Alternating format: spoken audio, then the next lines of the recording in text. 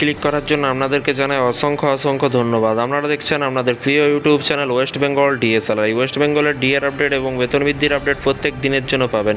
ইতিমধ্যেই খুশি শেষ নেই, ডিএর পর আরও কিন্তু একাধিক ভাতা বাড়াতে পারে কেন্দ্রীয় কর্মচারীদের। ইতিমধ্যে কেন্দ্রীয় কর্মচারীদের কথা বলা হয়েছে, বিস্তারিত জেনে নেব এবং রাজ্য সরকারি কর্মচারীদের খুবই গুরুত্বপূর্ণ আপডেট আছে, ভিডিওটি সম্পূর্ণ দেখবেন। কেন্দ্রীয় সরকারি কর্মচারীদের জন্য বড়সড় ঘোষণা করেছে সরকার। মহার্ঘ ভাতা 50% অতিক্রম করার পর কর্মচারীদের বাকি 13 ভাতাও কিন্তু 25% বাড়বে বলে জানিয়েছে সরকার। এবং মার্চ মাসে কেন্দ্রীয় সরকারি কর্মচারীদের মহার্ঘ ভাতা কিন্তু 4% বৃদ্ধি করা হয়েছিল, যার ফলে কিন্তু তাদের দিয়ে বেড়ে হয়েছে কিন্তু প্রায় 50%। দ্রব্যমূল্যের ঊর্ধ্বগতিতে প্রভাব কমাতে কিন্তু কেন্দ্রীয় সরকারের অবসরপ্রাপ্তদের কিন্তু জন্য মহার্ঘতান বা ডিআর 4% থেকে 50% বাড়ানোর ফলে কিন্তু কেন্দ্রীয় সরকারি কর্মচারীদের বেতন ও পেনশন বেড়েছে। এখন ডিএ 50%-এর গণ্ডি ছুঁয়েছে, তাই আরও কিছু ভাতা বাড়বে। এই ভাতার মধ্যে হাউস রেন্ট অ্যালায়েন্স অন্তর্ভুক্ত রয়েছে। কেন্দ্রীয় সরকারি কর্মচারীদের জয়েন্ট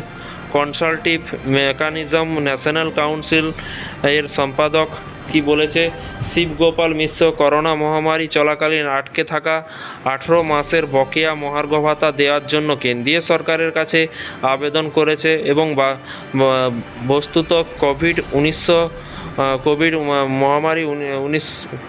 কোভিড-19 মহামারীর পরিপ্রেক্ষিতে কিন্তু কেন্দ্রীয় সরকার 2020 সালে জানুয়ারি থেকে 2021 সালে জুন পর্যন্ত 18 মাসের জন্য কিন্তু ডিএ বা ডিআর প্রদান বন্ধ করে দিয়েছিল।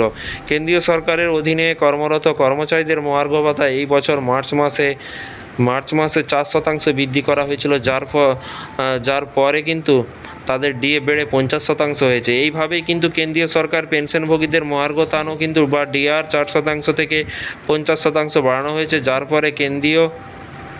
ফলে কিন্তু কেন্দ্রীয় কর্মচারী এবং পেনশনভোগীরা মুদ্রাস্ফীতি থেকে অনেকটাই স্বস্তি পেয়েছে। এছাড়াও কর্মচারী ভাতাও বাড়ানো হয়েছে, যার কারণে অবসরপ্রাপ্ত কর্মকর্তাদের বেতন ও পেনশন বাড়ছে। বিষয়টি বুঝতে পারছেন।